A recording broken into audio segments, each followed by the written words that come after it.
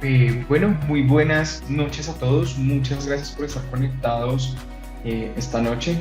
Hoy tengo el gusto de presentar al doctor John Eichelboom. El doctor John Eichelboom es profesor del Departamento de Medicina de la Universidad de McMaster, es investigador senior del Instituto de Investigación de Salud y Hematología del Hospital General de Hamilton, en Ontario, Canadá. Es autor de una gran cantidad de artículos científicos, ha liderado un sinfín también de investigaciones, como lo es el estudio COMPAS, del cual parte de la charla de hoy él hablará. Hace parte del 1% de los investigadores más citados en medicina clínica alrededor del mundo y tiene más de 590 publicaciones en diferentes revistas indexadas a lo largo del mundo. Entonces, sin más, muchas gracias, doctor Eichelboom, por estar esta noche con nosotros y los dejo con su excelente presentación. Well, thank you very much for your kind introduction. It really is a pleasure to be with you, my colleagues in South America and my friends in South America. It's an honor that you invite me to your meeting. It also is a great pleasure for me to discuss with you this topic. And as I will show you later on in the presentation, this topic belongs to you because you in South America made an enormous contribution to this study, which provides us with unique insights into the optimal long-term antithrombotic management of patients with chronic coronary artery disease. Now, I will give you my disclosures. I have worked with a number of commercial interests, companies that manufacture and market low molecular weight heparin and warfarin and DOACs. I also work at McMaster University and hold a number of government grants. My agenda is threefold. I want to start by setting the scene. And whenever I have to give a presentation, I think to myself, what's the unmet need? If I'm telling you about a treatment that's not really necessary, I'm wasting your time. But I can assure you, as I'm sure you know, that this particular topic is highly relevant because cardiovascular disease still is such an enormous burden. In the second part of my presentation, I will review with you the evidence from the COMPASS trial. And the evidence is absolutely compelling. But in the third part of my presentation, having evidence doesn't save lives. In order to transfer from evidence to benefits for patients, we need to implement in clinical practice. Implementation, of course, is very individual. It's very local. It's very country specific. And I can't tell you how to implement practice in South America, but I can give you some insights, at least from my perspective, as to how you might implement this new therapy for the benefit of patients. So let's start with the unmet need. And I'm going to start with the burden of cardiovascular disease in Colombia. I know that some of you are beyond the borders of Colombia, but you can extrapolate these data to Ecuador and Brazil and Venezuela and wherever you come from. I don't know which country you come from.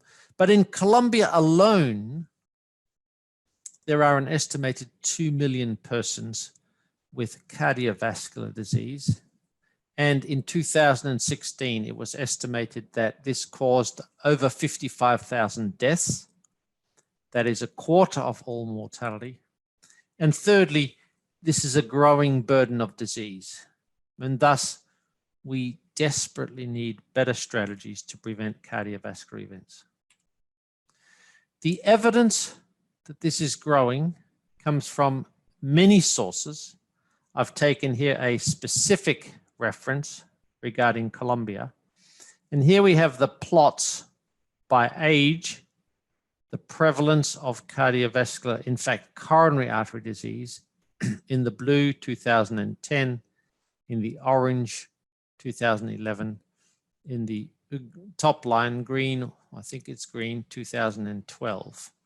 So it's clear that the problem is growing. People are living longer. People are living longer with risk factors, and there are more people with cardiovascular disease. So how do we tackle this? There are three key pillars of secondary prevention of cardiovascular disease. The first, the most important, is lifestyle change. And I want to emphasize this because I'm going to talk about antithrombotic therapy, but I don't want to talk about antithrombotic therapy to the exclusion of lifestyle change, stopping smoking, good nutrition, regular exercise, optimal weight, and psychosocial health, all critical for cardiovascular prevention. The second pillar is medical therapies. I won't talk about those. But the third is antithrombotic therapy. And this is where the story of COMPASS and DOACs for cardiovascular prevention comes in.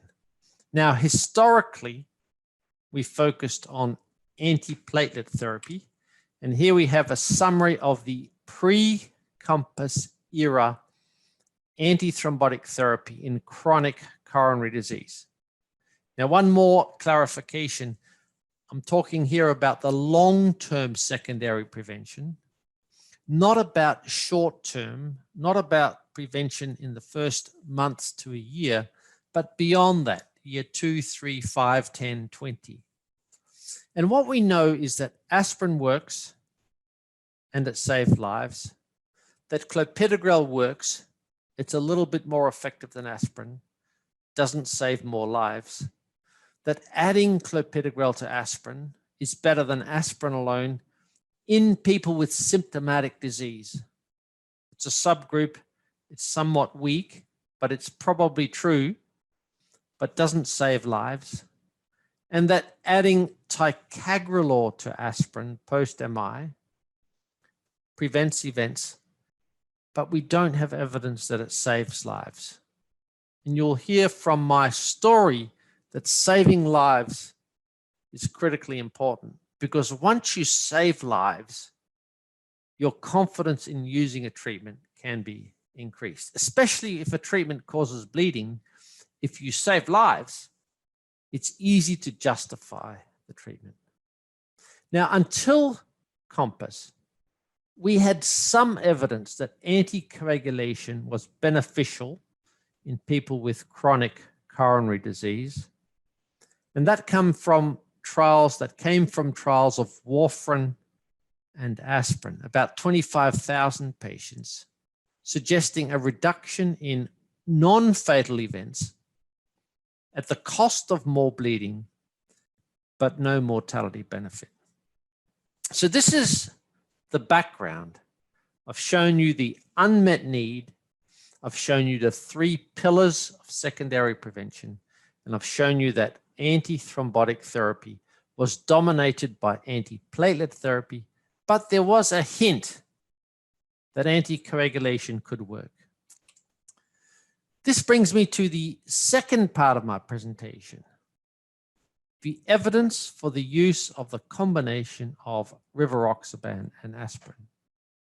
Now, this is an absolutely compelling story, and I've been involved in this story since 2012, so 8 years. We've published more than 40 papers on this topic. The story is clear, consistent, coherent, and compelling. And I'm going to show you a quick summary of the data. I start with the first trial called ATLAS. 15,000 people with a recent acute coronary syndrome randomized to rivaroxaban at a dose of 2.5 milligrams twice daily, or placebo on a background of antiplatelet therapy. A 16% reduction in cardiovascular death, MI, or stroke. And with the use of rivaroxaban 2.5 milligrams twice daily, a clear mortality benefit. In 2012, these data were released. At that time, we designed the COMPASS trial. And the COMPASS trial we designed to include people with chronic coronary or peripheral artery disease. Almost all these patients were at least 1 year post-acute event. The trial was designed to continue until 2,200 participants had experienced a primary outcome.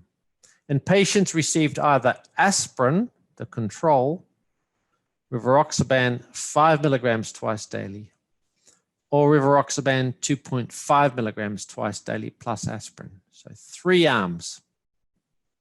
We thought that the trial should finish after a median or a mean follow-up of 3 to 4 years. The trial was stopped after 2 years because this arm, rivaroxaban plus aspirin, was superior to aspirin. And the focus of the rest of my talk will be on that comparison. Now, this is a favorite graph of mine because the COMPASS trial included 27,395 patients. My home country of Australia, a few hundred patients. South Africa, China, Japan, Malaysia, Philippines, a few countries here, Korea, Russia, Canada, United States. But look at this phenomenal contribution of South America. And so when I say this is your trial, this is as much your trial as anywhere else in the world. You recruited more than 20% of the entire population of COMPASS. The top country was Argentina, 2,700, Brazil, 1,500, Colombia, 943, but also important contributions from Ecuador and Chile. And I hope that in the future trials, we will get even more involvement of South American countries. So congratulations and thank you to my friends and colleagues in South America for this absolutely spectacular contribution. The results are clear and compelling. Rivaroxaban plus aspirin in the black line compared with aspirin reduced cardiovascular death, stroke or MI by 1/4, by 24%. Now, if you compare this, on average, a statin reduces this same outcome by about 20%, as does blood pressure lowering, as does ACE inhibition. This is one of the big therapies for secondary prevention. And it was achieved on top of all of the usual treatments that we give to people with cardiovascular disease.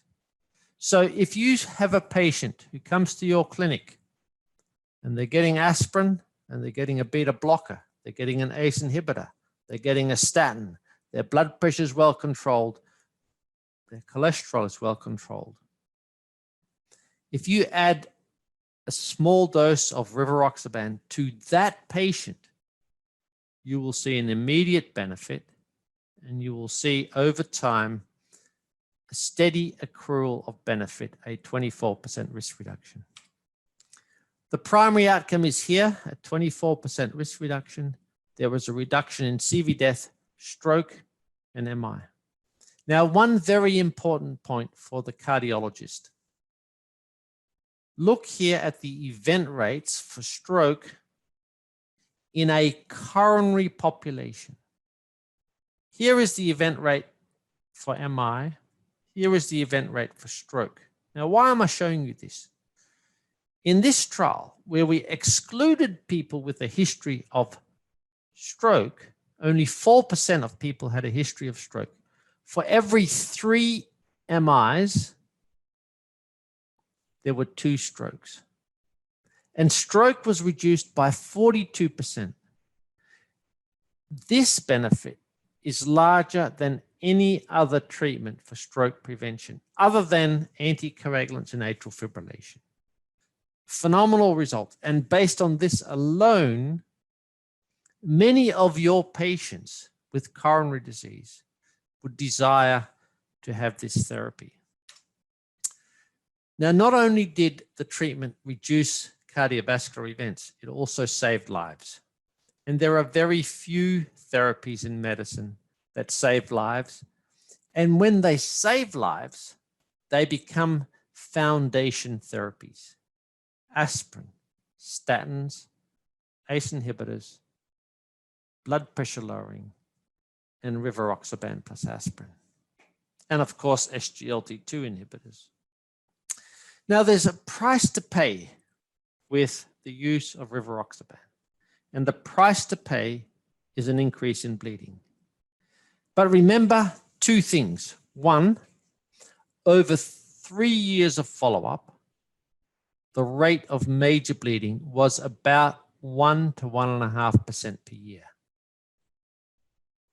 Two, the increase in bleeding, you see the separation of these lines, occurred almost entirely during the first year.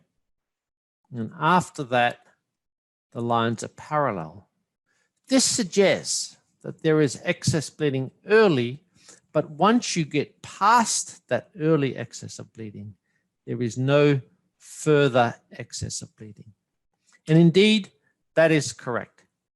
Here we have a plot of the difference in absolute event rates, CV death, stroke, or myocardial infarction. You see this going down. And significant, that is serious bleeding, is here. So the absolute benefits, the net benefit, gets larger and larger and larger with increasing treatment. Now, the results of COMPASS are compelling by themselves. But remember, I showed you Voyager. Voyager had Atlas. Atlas had 15,000 people. COMPASS had 27,000. And Voyager recently published in the New England Journal of Medicine another 6,000.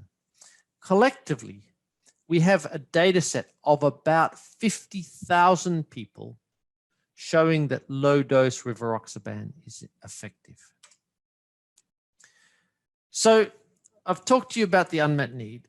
I've shown you clear and compelling evidence of benefit. But as I suggested at the outset, evidence doesn't save lives. Evidence doesn't improve quality of life. Evidence needs to be translated into practice. Where do we start? How do we do this? I'm going to present to you a very simple but important principle. Like the trial, the patients that we see with chronic coronary disease have a spectrum of risk. There is the average risk, there is the high-risk patient, and there is the low-risk patient. The beauty of COMPASS is that it shows a very consistent benefit in relative terms, whether you're low, average, or high risk.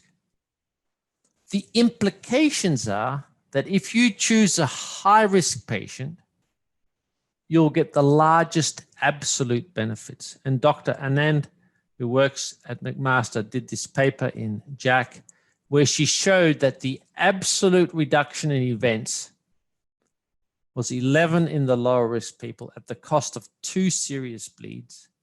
For the average patient, it was 23 and 2. For the high-risk patient, it was 36 and 3.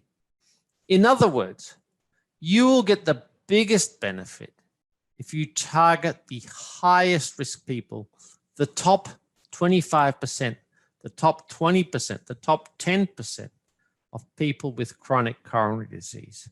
Still a lot of patients, but in Colombia, if you target the top 100,000 people, that's a ton of patients, you're going to get the biggest bang for the buck. Now, who are these people? It's very simple.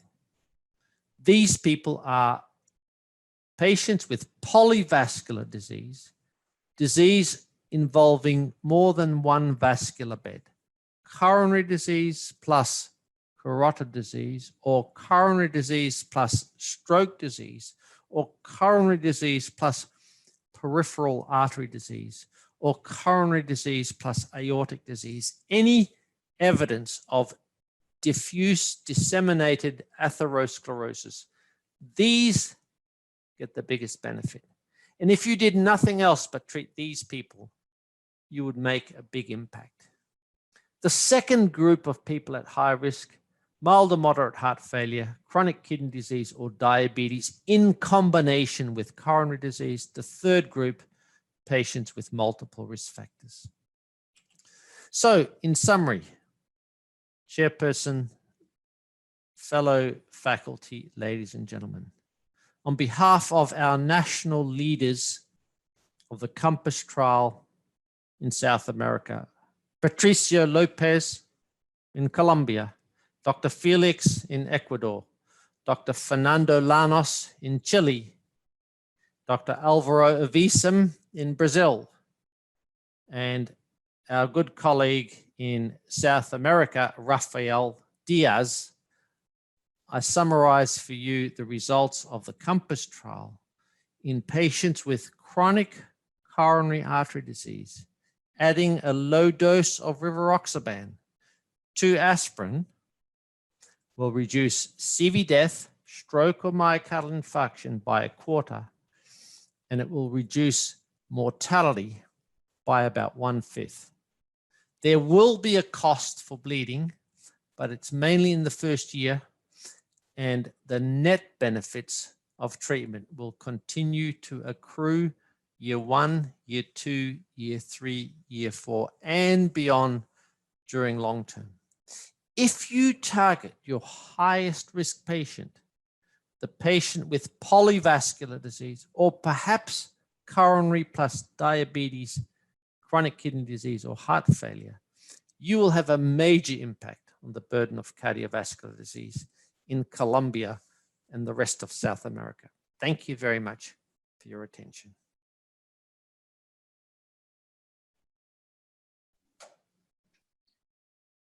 Muchas gracias, doctor Eichelboom, por su excelente presentación. Le pido que esté muy atento. Quisiera invitar a los participantes, ya que después de la intervención de la doctora María Juliana Rodríguez, tendremos un espacio de más o menos unos 20 minutos para que, por favor, hagan sus preguntas tanto al doctor Eichelboom como a la doctora María Juliana. Para tal fin, podrán encontrar en la parte inferior una casilla que dice preguntas y respuestas, entonces les agradecemos colocar todas sus preguntas en este espacio de preguntas y respuestas. Tengo ahora también el gusto de presentar a la doctora María Juliana Rodríguez. Ella es médico internista, cardióloga y epidemióloga clínica. Es la líder del programa de falla cardíaca y trasplante cardíaco de la Fundación Cardioinfantil de Bogotá. Hizo su fellowship en falla cardíaca y trasplante en la Universidad de Barcelona y adicionalmente también tiene una amplia experiencia en todo el tema de investigación clínica. Entonces, sin más, le doy la palabra a la doctora María Juliana. Muchas gracias. Bueno, buenas noches. Muchísimas gracias a la Sociedad Colombiana de Cardiología por permitirnos este espacio. Realmente es un gusto estar acá con el doctor Eichelboom compartiendo pues este tema tan importante. Yo voy a dedicarme un poco a una pequeña parte que sale del COMPASS, que es el subanálisis de los pacientes de falla cardíaca, ya que el doctor Eichelboom nos hizo todo el análisis inicial del constructo del por qué nosotros requerimos esta terapia claramente para impactar en desenlaces cardiovasculares específicos, mortalidad cardiovascular. Esos son mis conflictos de intereses. Entonces, ¿por qué partimos con esta gráfica? Partimos con esta gráfica porque nosotros en falla cardíaca tenemos que entender que el curso clínico de la enfermedad cambia el pronóstico de estos pacientes e impactan desenlaces cardiovasculares, y eso lo vamos a lograr entender teniendo en cuenta 2 estudios y 2 desenlaces en grupos de pacientes con falla cardíaca, pero que son pacientes totalmente diferentes cuando ya empezamos a ver las poblaciones. Hay que tener muy en cuenta que cuando yo veo que el curso clínico de la enfermedad progresa y empiezan los episodios de empeoramiento e insuficiencia cardíaca, estos pacientes tienen un pronóstico muy diferente. El impacto de las intervenciones cardiovasculares también va a tener un resultado muy diferente. Entonces, ¿de dónde arrancamos nosotros? Arrancamos de que todo lo que nos contaba el doctor Eichenbaum con las terapias estándar que teníamos no han tenido mayor efecto a nivel de ciertas poblaciones, específicamente la población de insuficiencia cardíaca, donde estos pacientes tienen un riesgo muy superior de hacer eventos cardiovasculares. Si nosotros miramos los estudios a los cuales nos vamos a direccionar hoy y miramos el COMANDE, ¿qué tenemos nosotros de resultado del COMANDE? Que esa combinación de rivaroxaban 2.5 veces al día añadido a la terapia estándar, recuerden ustedes que estamos hablando de población COMPAS, que es población con enfermedad arterial coronaria, enfermedad arterial periférica, añadida a esa terapia de esos pacientes con empeoramiento de insuficiencia cardíaca, sabiendo que la fracción de eyección por inclusión era menor del 40% y sin fibrilación auricular, nos redujo el primario compuesto, y esto nos llamó mucho la atención porque fue un estudio que sale después del COMPAS. Sin embargo, los desenlaces secundarios que ustedes bien conocen fueron los desenlaces trombóticos, en los cuales sí hubo un evento muy importante y una reducción muy importante de estos desenlaces. Y si nosotros miramos en el COMVAX la población que se incluye, entonces en estos pacientes con enfermedad arterial coronaria crónica, enfermedad arterial periférica, esta dosis de rivaroxaban más la aspirina sí reduce significativamente el MACE. Pero fíjense ustedes, son dos estudios en los cuales hay población de insuficiencia cardíaca, pero claramente la población de insuficiencia cardíaca que incluyó el estudio COMPAS era una población diferente. Era una población que tenía una insuficiencia cardíaca leve a moderada y eran unos pacientes que no se incluían los que habían estado con episodios de empeoramiento de insuficiencia cardíaca. Entonces recuerden ustedes que en insuficiencia cardíaca sí impacta realmente esto. Entonces fíjense, se excluyeron los pacientes con insuficiencia cardíaca clase funcional 3 o 4 que recientemente habían tenido un episodio de descompensación cuya función sistólica del ventrículo izquierdo estuviera por debajo del 30%. Entonces, claramente es una población muy diferente la que entró al estudio COMPAS si estamos hablando netamente del subanálisis de los pacientes con insuficiencia cardíaca. Entonces, aquí está toda la población. Recuerden los brazos que nos mencionaba el doctor Eichelbaum y nuevamente el desenlace primario de eficacia y el desenlace primario de seguridad, recordando que este desenlace primario de seguridad es un desenlace modificado para no pasar por alto lo importante que es para nosotros los eventos desangrados. Entonces, de esta población que nosotros tuvimos en el COMPAS, los que ingresaron con insuficiencia cardíaca correspondían al 22% de la población del estudio. Y se hace claramente la división por función sistólica del BI, menos de 40 y por encima de 40, y ven ustedes acá los porcentajes, principalmente ingresan pacientes por encima de 40%.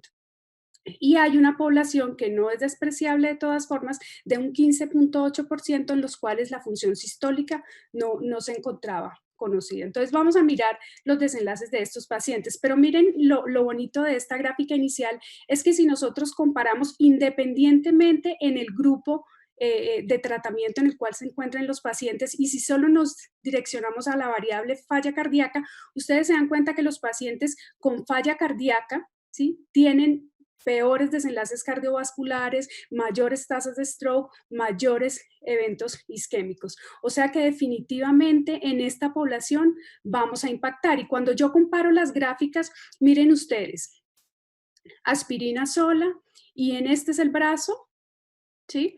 No falla cardíaca, aspirina sola. Entonces, fíjense ustedes que definitivamente estos pacientes que tienen falla cardíaca que van solamente en el brazo de la aspirina van muchísimo peor. Si yo comparo este brazo que es falla cardíaca con este brazo que es falla cardíaca pero que están con rivaroxaban más aspirina, me doy cuenta que la curva se abre e impacta esa terapia. Pero si yo miro este eslabón que les muestro acá con este, me doy cuenta que definitivamente esa variable de falla cardíaca impacta para los desenlaces. ¿Por qué es tan importante esto? Porque es una población que se encontraba de pronto un poco maltrecha para ciertos tratamientos porque no lográbamos tener un impacto de ciertos puntos. Esto en cuanto al MACE. Y si yo miro mortalidad por cualquier causa, es exactamente igual. El hecho de tener falla cardíaca me va a empeorar a mí esos desenlaces. Si yo ya me voy, por ejemplo, a los desenlaces primarios que tuvo el COMPAS en el MEIS y la mortalidad por cualquier causa, entonces ahora sí me voy a dividir los subgrupos. Entonces,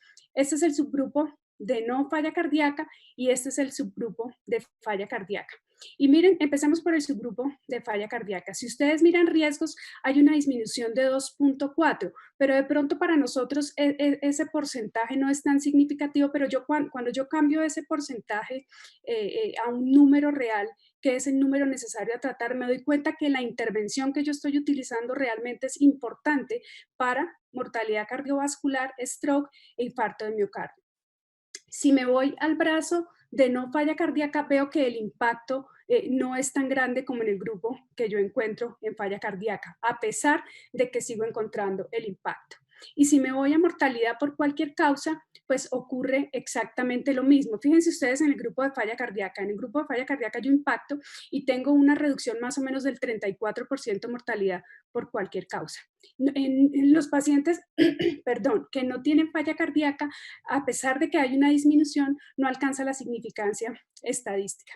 Pero si yo miro de todas formas, no solamente esa variable, sino me voy a combinar la variable de falla cardíaca y evento cerebrovascular, me doy cuenta definitivamente que en esta población ese desenlace que ustedes vieron global en el COMPAS persiste en esta población también para eventos cerebrovasculares. O sea que claramente en estos pacientes impacta esa combinación de rivaroxaban 2.5 más aspirina. Obviamente tenemos que recordar cuáles fueron todos los criterios de inclusión para tener en cuenta específicamente a los pacientes con enfermedad arterial coronaria y enfermedad arterial periférica. O sea que podríamos decir que el rivaroxaban a la dosis de 2.5, 2 veces al día más la aspirina en comparación con la aspirina, reduce el riesgo relativo de accidente cerebrovascular en un 52% en pacientes con insuficiencia cardíaca. Y realmente para nosotros, para esa población en la cual a veces nos cuesta todavía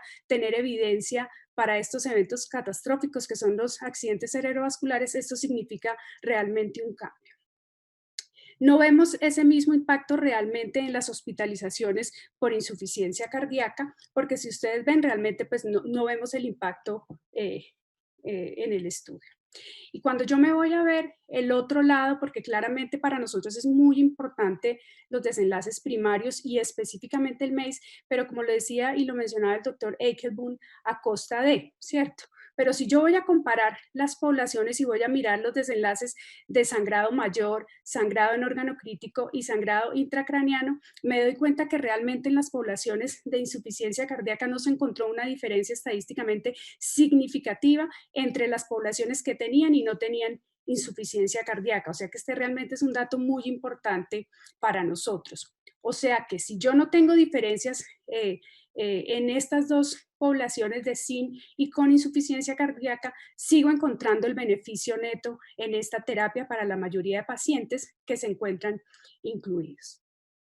Si nosotros miramos ya no solamente la variable falla cardíaca, sino que le pongo un número a esa variable de falla cardíaca para ver si hay mayor o menor impacto, me doy cuenta que definitivamente el impacto a través de toda la distribución de la función sistólica del BI que se incluyó tiene el mismo desenlace para los resultados de MEIS y para los resultados de seguridad con los sangrados mayores en insuficiencia cardíaca, que realmente es muy importante cuando nosotros estamos hablando de beneficio neto. Entonces, fíjense ustedes que nosotros miren la población que tiene falla cardíaca, cuya función sistólica del BI está por encima del 40%. Recuerden ustedes que en el COMPAS la definición de función sistólica reducida y preservada la hace ese número mágico de 40. Y fíjense ustedes que en esta población donde nos cuesta trabajo de todas formas tener aún terapia, alcanzamos a ver que hay una reducción muy importante del riesgo, alcanza una reducción del 32% en esos pacientes el desenlace del MEIS. Si yo me voy al brazo de función sistólica del BI por debajo del 40%, veo que hay una reducción, acá no alcanza la significancia, pero acuérdense ustedes que el porcentaje de pacientes que estaba por debajo del 40% era mucho menor comparado que el de que el que estaba por encima de 40, pero si yo miro el global de variable falla cardíaca, alcanzo a evidenciar que nosotros no vemos diferencia en los resultados y que definitivamente el desenlace se encuentra para todos los pacientes incluidos con el diagnóstico de falla cardíaca. Pero entonces aquí nos vamos de pronto a lo que nos costó un poco más de trabajo entender cuando se hace el análisis del COMPASS y luego se hace el análisis del Commander, por lo cual yo les mostré a ustedes la primera diapositiva. Entonces, fíjense ustedes en el Commander, que estos fueron los pacientes que incluyeron el Commander, función sistólica del BEI por debajo del 40%, pero su insuficiencia cardíaca o el diagnóstico de insuficiencia cardíaca permitía hospitalizaciones recientes. Y recuerden ustedes que esos episodios de empeoramiento de insuficiencia cardíaca sí impactan en mortalidad y cambian el pronóstico de estos pacientes. Entonces, si yo voy a comparar específicamente el brazo de Rivaroxaban 2.5 más aspirina, yo me doy cuenta que hay disminución numérica. Si ustedes miran placebo contra Rivaroxaban, ustedes se alcanzan a dar cuenta que hay disminución numérica, pero claramente no impactó en mortalidad cardiovascular, que era el desenlace. Si me voy al COMPASS, al brazo que tenía falla cardíaca con función sistólica por debajo de 40, hay una disminución numérica y en esta disminución numérica hay significancia estadística. Y si me voy al COMPASS, ¿sí?, con función sistólica por encima de 40, veo la disminución numérica y veo la significancia estadística. Entonces, fíjense ustedes que realmente el problema que tuvo el Commander es que esos resultados o esto que nosotros vemos en algunos desenlaces sí se ve un poco ensombrecido por alta mortalidad en estos pacientes. Recuerden ustedes que la población del Commander era una población muy diferente de insuficiencia cardíaca a la población que se incluía en el estudio COMPASS.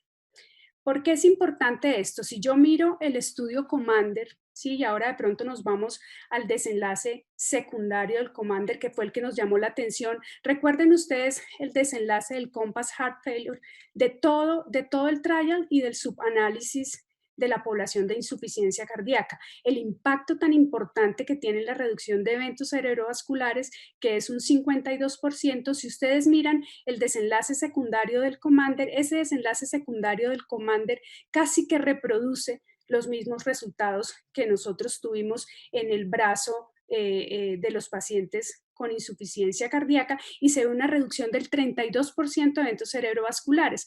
¿Por qué es importante para nosotros? Si ustedes miran el patrón temporal de riesgo que tienen los pacientes de falla cardíaca luego de un episodio de empeoramiento, de tener más número de eventos cerebrovasculares, nos podemos dar cuenta por qué es tan importante y de pronto en algún momento llegará a ser importante con un poco más de evidencia esta terapia para nuestros pacientes. Entonces, fíjense que también tenemos, dentro de todo lo que nosotros hemos visto en los estudios, ha salido un análisis post-hoc del Commander Heart Failure, en el cual ellos colocan en un constructo lo que es la reducción del criterio de valoración combinado tromboembólico, y esto viene precisamente por ese desenlace secundario que se veía de eventos trombóticos con o sin inclusión de eventos de muerte súbita. Y lo que se ve específicamente en ese análisis post-hoc es que prevalece esa disminución de ese criterio de valoración combinado de eventos tromboembólicos, y fíjense ustedes que hay una gran disminución que es estadísticamente significativa con o sin exclusión de los eventos de muerte súbita que son muy importantes específicamente. Entonces, podríamos decir que el Rivaroxaban 2.5 miligramos 2 veces al día más la aspirina se asocia con una reducción en el criterio de valoración combinado tromboembólico. Entonces, fíjense ustedes que esto se deriva de ese desenlace secundario que tenía el estudio Commander.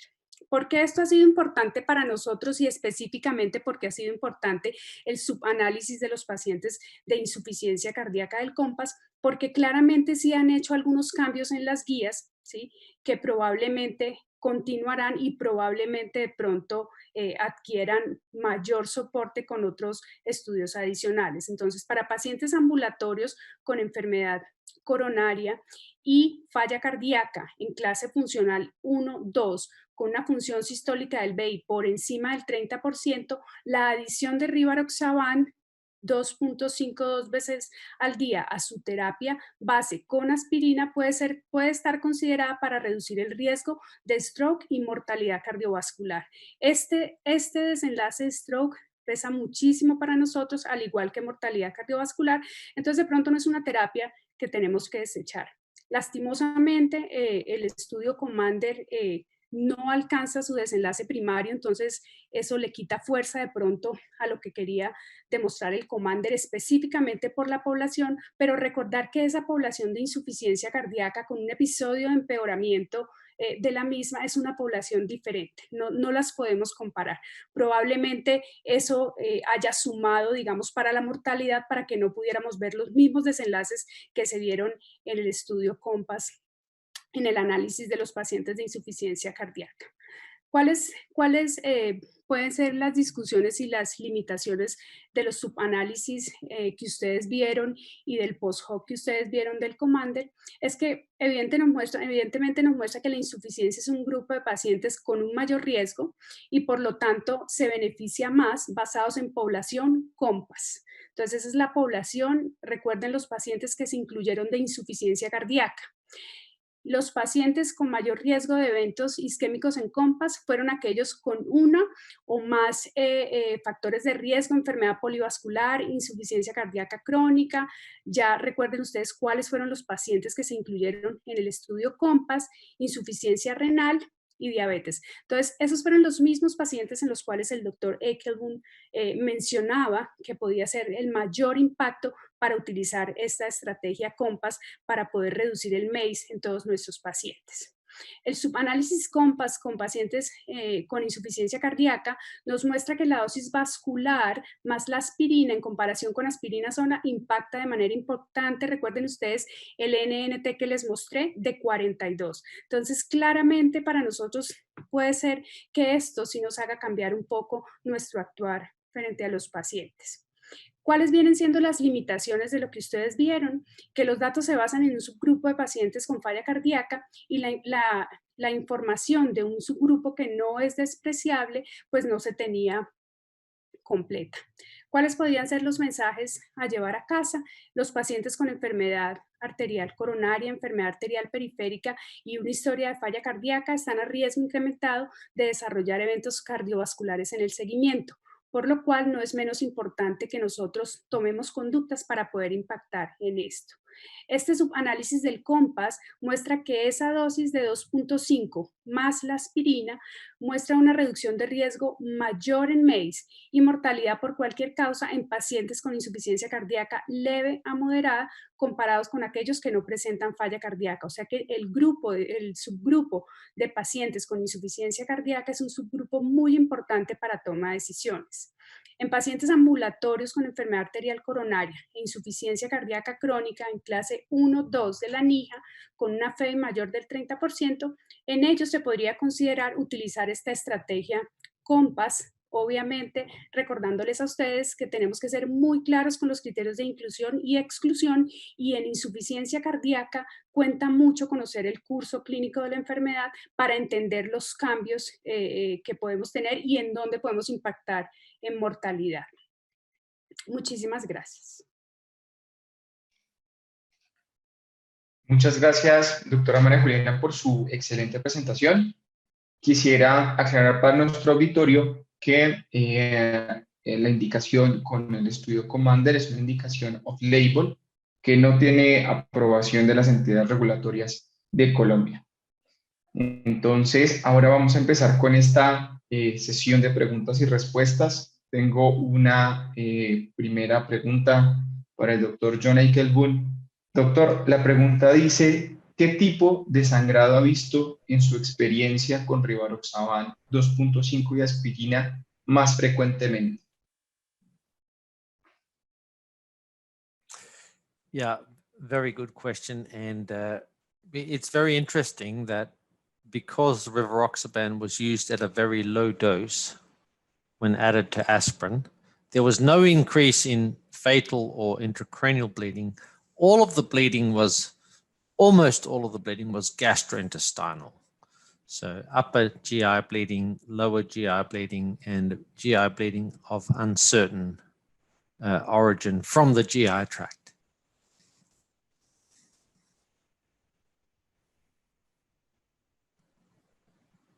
Listo, muchas gracias, doctor Ekelboom. También una pregunta para usted, doctor Ekelboom. La pregunta dice, en el estudio COMPASS se incluyeron pacientes con enfermedad arterial coronaria ectásica. Si no es así, ¿hay algún estudio que incluya un número significativo de este tipo de pacientes? So the COMPASS trial did not specifically include such patients. The inclusion criteria were people with a history of myocardial infarction, so any time in the last 20 years, or a history of multi-vessel coronary disease, 2 or more vessels affected, either evidenced by coronary angiography or previous revascularization, PCI, or previous revascularization, coronary artery bypass graft surgery. I'm not aware of any trials that are ongoing that specifically looks at coronary ectasia. Listo. Creo que la doctora María Juliana también tiene una pregunta para usted, doctor Ekelboom. Primero que todo, agradecerle, doctor. Excelente su presentación. Mi pregunta es, a mí siempre me ha llamado la atención que el COMPASS, el desenlace primario de seguridad, lo modifica, ¿sí? Y yo siempre he creído que esa modificación hace que uno pueda tener un mayor número de eventos de sangrado que no son, que no son clínicamente importantes en el contexto de que no producen deterioro del paciente y no producen un aumento de mortalidad asociado a ese desenlace. ¿sí? Por lo cual yo considero que el beneficio neto de la terapia es muy claro a pesar de que hay sangrado, porque no es el sangrado que es catastrófico. ¿sí? Es una pregunta neta de diseño. La idea de colocar o de hacer la modificación de ese desenlace, pues obviamente es para que se vea que es más seguro, pero al principio pues la gente se angustió por ese sangrado, pero yo creo que definitivamente no son clínicamente ni importantes ni relevantes para el beneficio y el impacto que tienen en mortalidad cardiovascular, stroke e infarto de miocardio.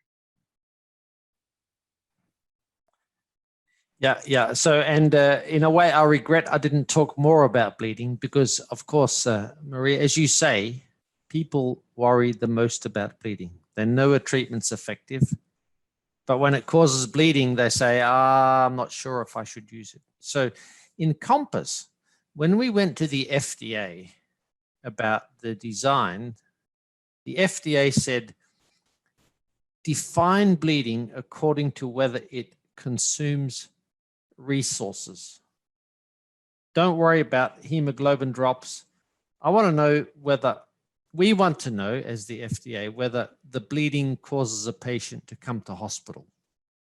So the definition of major bleeding in COMPASS was changed from the traditional definition to include every bleed which would cause a patient to come to the hospital.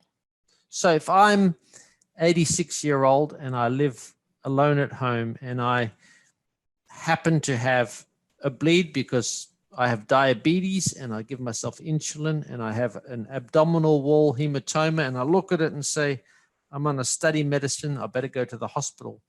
That was a major bleed. Or if I was someone who had a nosebleed during the COMPASS trial, that was a major bleed if I went to the hospital. And on the weekends, where the clinics are closed in Canada and in many countries, people go to the emergency room when they can't find their family doctor. So the consequence was that the rate of bleeding was inflated by about 30%. If we look at major bleeds over 3 years in COMPASS, the actual increase was about 1% per year, which is really very, very low. No increase in fatal or intracranial bleeding or critical organ bleeding. Almost all of the bleeding was gastrointestinal, and almost all of the bleeding happened during the first year, and almost all of the bleeding could be readily handled. And coming back to your point, in almost all cases, stroke and myocardial infarction and death are more important than bleeding. So the take-home message is you ought not to fear bleeding from the COMPASS regimen. The increase is like aspirin. And today, if you use aspirin, no one worries about bleeding. They say, yes, it can cause bleeding. Well, the increase in bleeding in COMPASS was almost identical to the increase in bleeding that we see with aspirin. So it's an incredibly important point, because the most important reason why we don't use antithrombotic therapy is because we fear bleeding.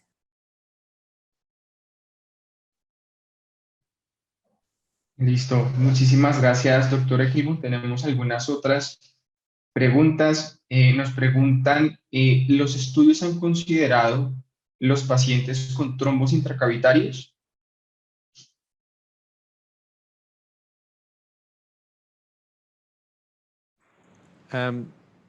Is that a question directed to me? Intracavity thrombi, do you mean thrombosis in the left ventricle or left ventricular thrombus? This is an issue that is understudied.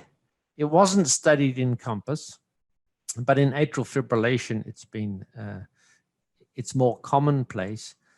But of course, the place where we see this the most is after a recent myocardial infarction. And the question often arises, how we best treat someone with left ventricular thrombus after MI. Do we use low molecular weight heparin and warfarin, or can we use a treatment such as rivaroxaban? There have been no randomized trials to address this. Traditionally, or historically, we always used heparin and warfarin. At the moment, we're in this awkward situation where we like to use a DOAC like rivaroxaban, but we don't know for sure whether it's going to be effective, and so we worry. In my practice, in the absence of randomized trials, I always give people 5 days of heparin. After 5 days of heparin, I'm happy to start rivaroxaban. Or if the cardiologist says to me, I really want to use warfarin, I will start warfarin day one with the heparin, and I'll overlap and then continue with the warfarin. It's not recommended in the guidelines. It's off-label, still off-label, but we have 10 years of experience now using DOACs and left ventricular thrombus formation. There are no randomized trials of warfarin either. So we have to start somewhere. And the best evidence we have is it's a reasonable option, in my opinion. And Maria, you must see this in heart failure patients as well. And you must have to make decisions about this. I'm interested to hear what you would do. Nosotros, pues digamos que en el contexto de insuficiencia cardíaca, voy a cambiar el idioma un momento. Sorry. En el contexto de insuficiencia cardíaca, nosotros vemos varias cosas porque también por etiología, tenemos una etiología que puede ser mucho más trombogénica, que es el Chagas. Incluso en el Chagas tenemos muchísimos problemas. Lo que yo respondería es que, si bien es cierto, cuando son trombos intracavitarios ventriculares, lo único que tenemos en este momento, como usted muy bien lo dice, doctor, que no viene de estudios randomizados, es el uso de antagonistas de vitamina K, y nosotros en insuficiencia cardíaca con trombo intracavitario ventricular, evidentemente utilizamos pues antagonistas de vitamina K. Si el trombo es en auriculilla, claramente hay algunos registros que nos muestran con algunos de los DOACs que hay disminución de tamaño del trombo, y esto está asociado, si está asociado a fibrilación auricular, muy probablemente utilicemos una de estas moléculas nuevas que son mucho más eficaces y seguras en el contexto de eventos cardioembólicos. En solo el contexto de trombo en auriculilla, yo creería que no existe un trombo en auriculilla sin que uno no tenga una miocardiopatía atrial y que ya no tenga daño y probablemente fibrilación auricular, que no se haya detectado, porque realmente es muy extraño no verlo, pero diría yo que en el contexto de esos pacientes que probablemente tienen miocardiopatía atrial, fibrilación auricular y estos trombos en auriculilla, los DOACs son una opción ideal porque estamos manejando un paciente con fibrilación auricular.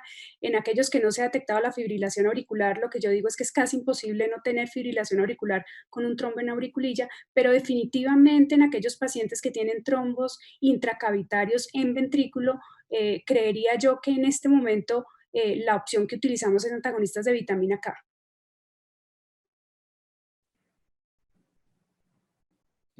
Doctora María Juliana, tengo una pregunta para usted. Entonces, en el contexto del paciente con falla cardíaca y compromiso aterosclerótico, ya sea coronario o periférico, ¿cuál sería el perfil de paciente que más se beneficia de la terapia con rivaroxaban 2.5 más aspirina?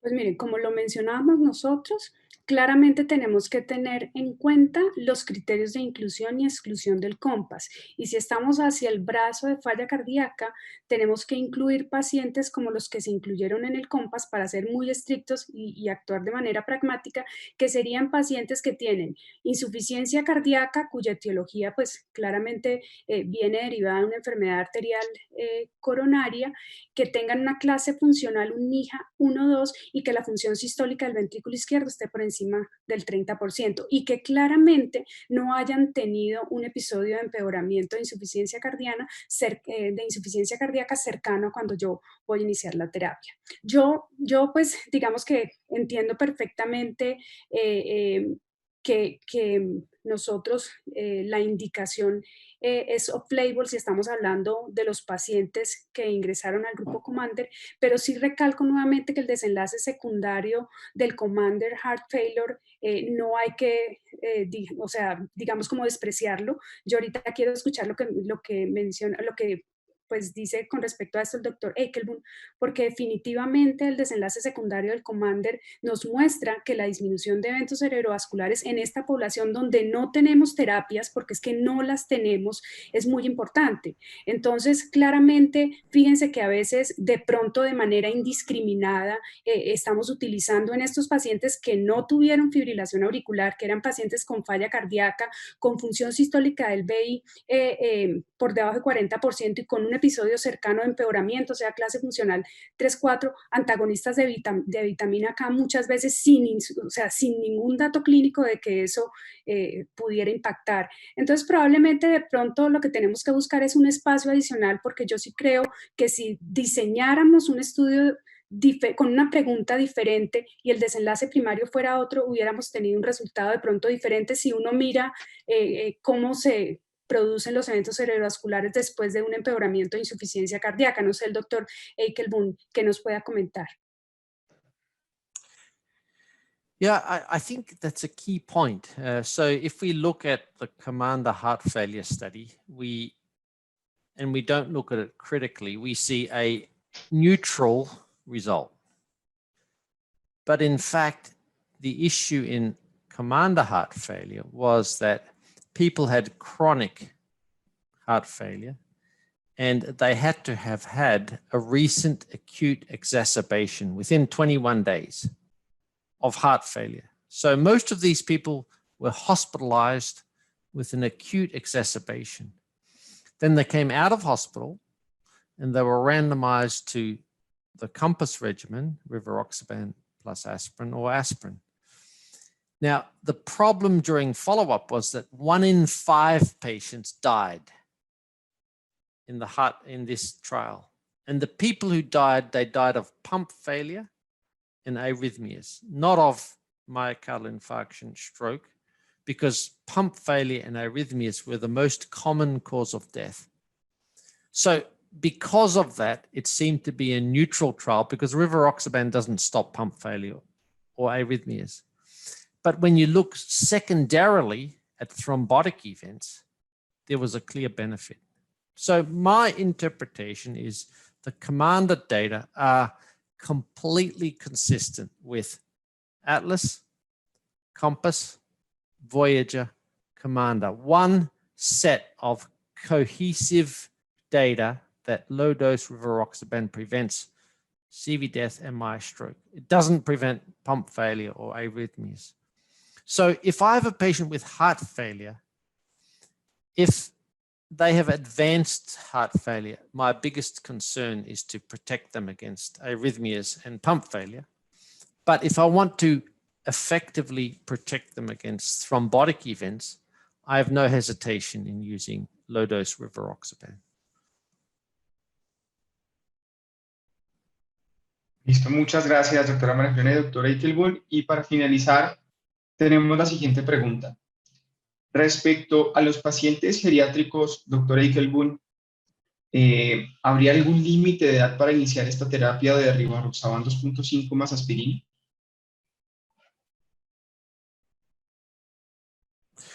So I'm very glad that my colleagues asked this question because it's such an important one. It also is often asked in atrial fibrillation. The good news is from the COMPASS trial, but also in atrial fibrillation, is that the older the patient is, the higher their risk of thrombotic events, also the higher risk of bleeding events, but the net benefit is even greater. So therefore, my take is, unless you have an unacceptable risk of bleeding, for example, previous intracranial bleeding, for example, recurrent GI bleeding, so you say it's just unacceptable, they're too high risk. As long as you take those out, other people should not be deprived of treatment with low-dose rivaroxaban because of age. So in COMPASS, we had no restriction. We could be 80, we could be 90, and I would comfortably treat a 90-year-old with coronary disease plus peripheral artery disease with low-dose rivaroxaban, as long as the 90-year-old didn't have an unacceptable risk of bleeding. So most people I would treat with confidence. Listo, doctor. Y disculpe que había dicho que era la última pregunta, pero tenemos una pregunta más que me parece muy importante. De paso, quiero agradecer a todas las personas que han realizado sus preguntas. Las guardaré y esperaré poder contestárselas por correo electrónico con ayuda del doctor Eichelboom y con ayuda de la doctora María Juliana. Pero ya para cerrar este espacio de preguntas y respuestas, quisiera preguntarle, doctor Eichelboom, tenemos evidencia del estudio COMPASS por 23 meses. ¿Esta terapia se podría usar por más tiempo? ¿O cuál es el tiempo por el cual deberíamos tener a los pacientes en esta terapia? Yeah. And that's a great question to answer towards the end of the session. How long do we treat for? You're right, in COMPASS, the median follow-up was 23 months. The maximum follow-up was 47 months. But we are just submitting now an analysis to a journal which shows that if you stop treatment during the trial for administrative reasons, if you stop treatment, you will get an increase in cardiovascular events. So like aspirin, you don't stop aspirin after 1 year or 2 years. It's a lifelong therapy. You don't stop blood pressure lowering after 1 to 2 years. It's a lifelong therapy. You don't stop rivaroxaban after 1 to 2 years. It's a lifelong therapy. If you stop, we've clearly shown that you will lose protection and you will see an increase in cardiovascular events, including stroke. So it's very important. You can stop for a short time for a procedure, but this is a lifelong treatment. Listo. Doctor Eichelboom, nuevamente muchas gracias. Muchas gracias también, doctora María Juliana. Creo que fueron unas presentaciones excelentes. Espero que todos los asistentes les haya sido de su completo agrado todas las presentaciones y sobre todo que se hayan podido aclarar todas esas dudas que tenían respecto a esta indicación. Quisiera agradecer especialmente al doctor Alex Rivera, que fue una de las personas que hizo posible este espacio. Muchas gracias también a la Sociedad Colombiana de Cardiología y a todos ustedes por estar acá. Que tengan una excelente noche. Gracias, Camilo. Hasta luego. Hasta luego, doctor Thank you very Eichelboom. much. Hasta luego, doctora Eichelboom.